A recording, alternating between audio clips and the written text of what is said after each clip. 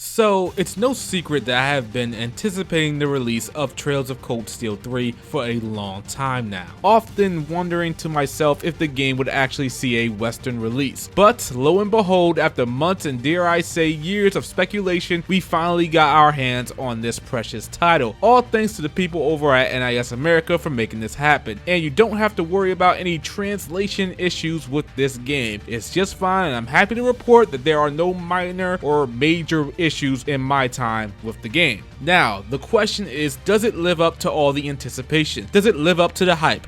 You know what? I'm not even gonna. Yes, it does. Okay, I'm gonna say that right out the bat. This JRPG is the apex of what I think a modern JRPG should be, right next to Persona 5. However, it doesn't come without one small yet big caveat. And with that said, let's just jump right into this review.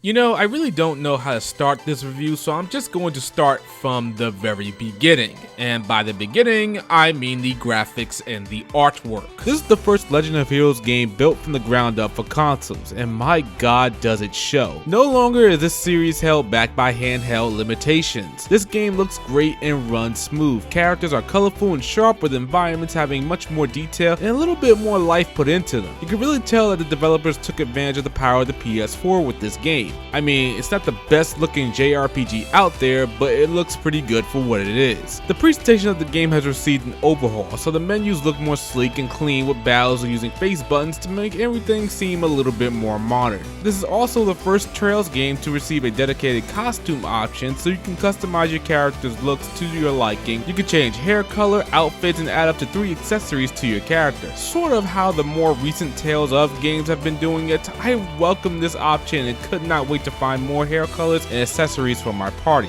And Emma without glasses and a hat?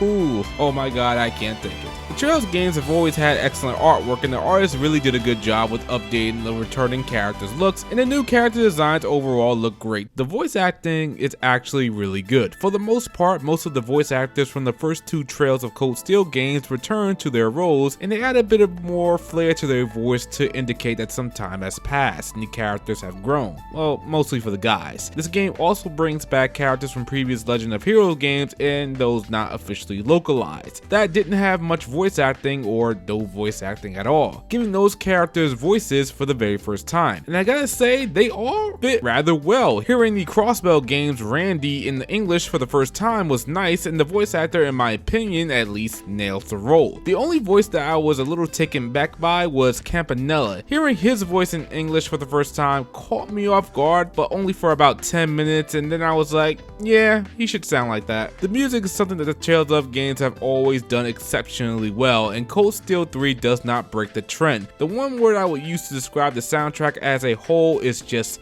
fitting. Everything fits well in this game. From the nice relaxing downtime and you're just walking around the town or campus with soothing melodies and catchy themes, to when it's time to get down and the pressure is on in a boss battle with this simple yet gripping theme. The soundtrack just works, and it's like a puzzle piece that just fits oh so perfectly into place.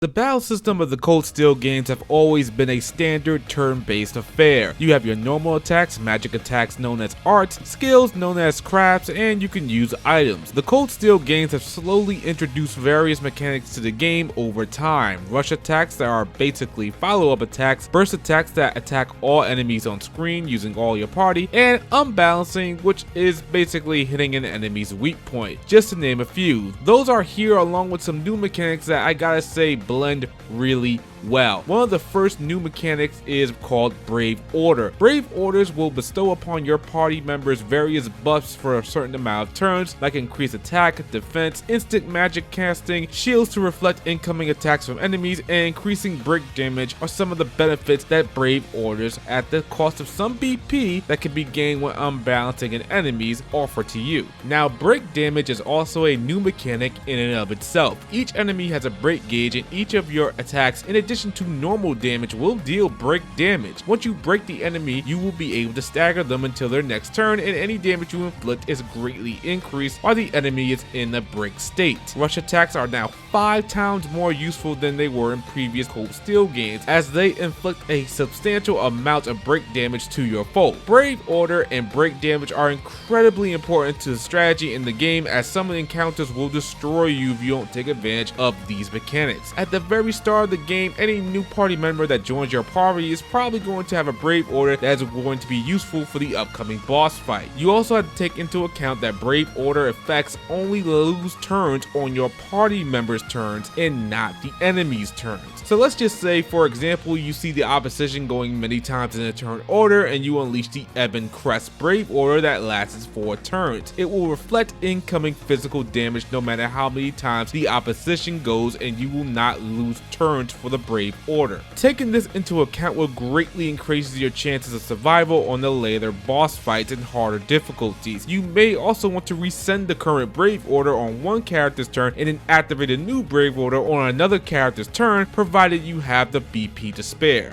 These mechanics are a welcome addition, and I feel that a game greatly balances out these mechanics to not make it feel like you have an overwhelming advantage or disadvantage in a fight. You have all the tools you need, you just have to figure out what's the best plan of attack and time your Brave Orders well. There are also mech battles that more or less play out like normal battles, except that you are piloting a giant robot and can attack various parts of an enemy to gain an advantage. And I'm going to keep it real with you, unless you're playing on the hardest difficulty, there really is no reason you should be losing these fights, as you have a lot of options at your disposal to heal and cause a lot of damage. Also, during battle, you'll be getting various random effects that can either be beneficial to you or the enemy, like healing for 30% HP during a random turn, or being able to do a Brave Order without any cost to BP. And I won't tell you how many times that last one came through clutch for me. You can of course equip standard armor and weapons along with accessories, as I mentioned earlier. You can also upgrade your weapons if you have the proper material. You can also equip quartz that will allow you to use offensive and support arts for your characters in battle. In addition to Master Quartz, you also have a newly added Sub-Master Quartz that will allow you limited benefits of a Master Quartz, allowing for even more character customization options during battle. Outside of battles, Trails of Cold Steel 3 is your typical Trails game affair. You'll be going to various locations to help out with quests, and you'll better learn about the people and the location you are in. You have optional and of course main quests that will progress the story, and even a few hidden quests that you can do. My advice would be to constantly check the map to see if there is a green exclamation point. Those are your hidden quests. Doing the optional and hidden quests, you will get more AP, which will increase your rank at the end of each chapter, netting you a nice little reward. And now we get to the story along with the characters. There's a reason I left this part for last, and I'll be getting to that shortly. For now, let's just keep things rolling. The story in Trails of Cold Steel 3 picks up sometime after the events of Cold Steel 2. You are in control of Reen, a recent graduate of Thor's military academy who has now become an instructor at Thor's newly created branch campus in charge of the new Class 7. If you have played the previous Cold Steel games, which you really should have at the very least, you can really see how much Reen has grown as a character and see how he deals with being a hero of this world. It's really nice to see a character I followed so much in the past and to see him take charge and take all the lessons he's learned from the past games and apply them here. As I mentioned earlier, our boy Reen is in charge of the newly created Class 7 of the branch campus. Class 7 is a lot smaller this time around. You have the energetic Juna, who is from the city of Crossbell, which is a really important city in this series. Kurt, whose family is pretty much a protector of the Imperial family, and he will never stop reminding us that he's got a long way to go and something to prove. And Altina, you might know from the previous Cold Steel games. Yeah, you should really play those. You have other characters like Ash, who is more or less a badass pretty boy jerk, but he's actually a pretty chill dude and is hiding some secrets. And then you have Muse, the saucy little minx Muse. She's quite the character with her frequent advances towards Reen. Anytime she and Reen were together, you just knew she was going to make some type of lighthearted yet sensual pass at him. I like Muse a lot. Emma, you may have some competition. Now, this is a tale about a country and its people recovering from a civil war with powerful magical entities, a mysterious organization called Ouroboros, a shady mercenary group called the Jaegers, just to name a few, all of which have been presented to us slowly throughout the series' exception, and it comes to a head in an immense climax here. Well, it kind of comes to a climax because, you know, there's a fourth Cold Steel game, so you can imagine how this one ends. But it's still a bit satisfying to a point. One of the things I love about the Trails games is constantly learning new things about the world and all the events that take place. Something about this series has always has me interested to listen to what each character says after each major event. I can confidently say no JRPG makes me want to walk around town and talk to all the NPCs quite like the Trails games managed to do. This is the world that went from medieval times of might and magic to getting modern technologies like laptops and phones in a short amount of time, and seeing how characters react to these advances is just fascinating for me to watch, along with the politics of creating weapons of mass destruction that seemingly serve no purpose at all till they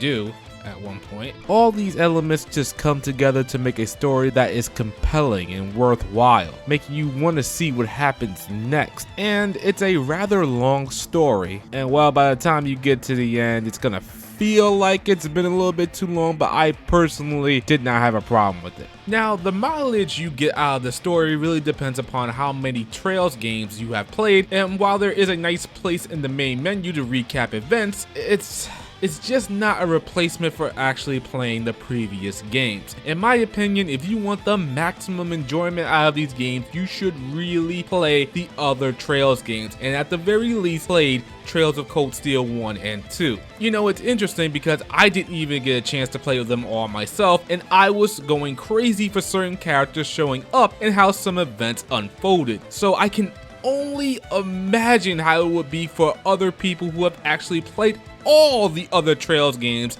and then to play this one. It's just something special. Guys, there is rarely a case with a game series that you actually have to have prior knowledge to play the latest entry. With this one, I honestly feel you would be robbing yourself of a once-in-a-lifetime experience. Listen, I know it's a lot to play, 7 games. It's almost a crazy amount of games to play, especially if you lead a normal life. But what series in this day and age actually has the balls to make a story that continues from one game to another without worrying about how it's going to impact sales because it's alienating people who haven't played the past games? There aren't many, so that's why when a game series like this comes along, you should make some kind of effort to play some of the games, especially if you want that feeling of awesome, that feeling of excitement to see everything and everyone come together to fight alongside one another with characters you got to know and grow with over a long period of time. Something that is really similar to Avengers Infinity War and Endgame. Guys, seriously, there just isn't any replacement for playing the other games. And of course, I will tell you, as I told you many times already, at least play Cold Steel 1 and 2. I cannot recommend that you just jump into this one straight away.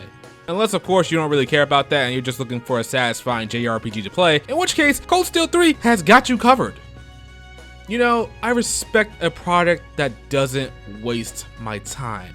A series that I have been following for so long, and for it to all come together here in a damn near flawless execution like this is something that doesn't come along every single day. Now, I'm not gonna lie to you guys, the characters aren't gonna break any new ground when it comes to their archetypes, but the thing about the Trails games is that the way they are presented is fun yet endearing, and you naturally end up liking these characters and caring for the situations they find themselves in. Events are executed to not make it your typical run-of-the-mill JRPG story, culminating to something that is special that is presented to you in a nicely wrapped Christmas gift. The battle system has a good amount of tough and fair to make you think of what's the best move to make during your turn, with many options to help you tackle battles how you would like, especially on harder difficulties. The world is just beaming with life and history for you to explore and learn about, with a nice and fitting soundtrack that helps move the events along, and thankfully a really good English localization. It's easy for me to give Legend of Heroes Trails of Cold Steel 3 the following rank of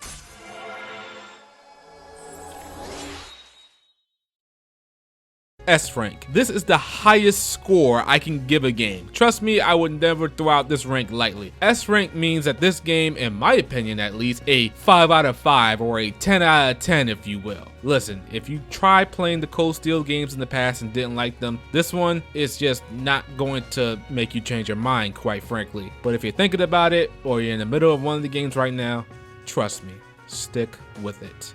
You are in for one hell of an experience. Alrighty guys, that is the video. Let me know down below what you thought of this review. If you liked it, hey, hit that like button. If you're new to the channel, go ahead and subscribe. And I'll catch you guys next time. Actually, you know what guys, I might put Trails of Cold Steel 3 on my top 10 JRPGs of all time. I'm not too sure yet. Gotta let this sit for a little bit in the oven, see if it's ready to come out nice and big. I don't know what I'm talking about. I'm out of here guys.